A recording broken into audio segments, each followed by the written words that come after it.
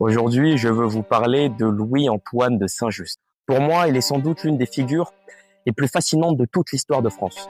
On le réduit souvent à quelques mois de la Révolution, à quelques caricatures, à quelques accusations. Pourtant, Saint-Just, c'est bien plus que cela. Né en 1767, il grandit dans une société rongée par les privilèges et les injustices. Très jeune, il se passionne pour la philosophie, les auteurs de l'Antiquité et les idées des Lumières. Il ne rêve pas seulement d'un monde meilleur, il veut le construire. À seulement 25 ans, il est élu à la Convention nationale. Son talent oratoire, son intelligence et sa détermination frappent immédiatement les députés. Je demande la parole. Non, c'était à moi. Ah non, c'est mon tour. Je demande la parole. Pourrais-tu me rappeler ton nom, citoyen? Saint-Just. Je représente le département de l'Aisne. Monte à la tribune, citoyen Saint-Just.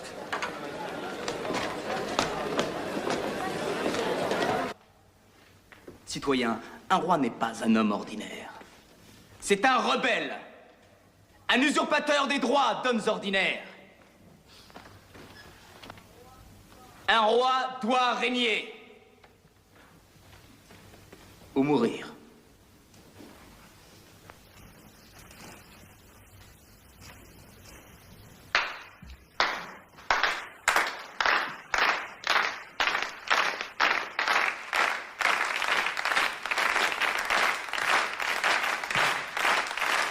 C'est à cette époque qu'il noue une profonde amitié avec Maximilien Robespierre.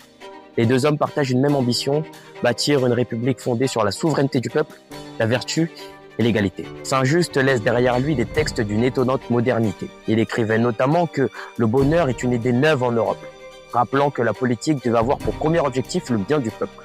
Et il a accordé une place immense à l'amitié. Pour lui, une république ne pouvait survivre que si les concitoyens étaient unis par des liens de confiance, de fraternité et de fidélité.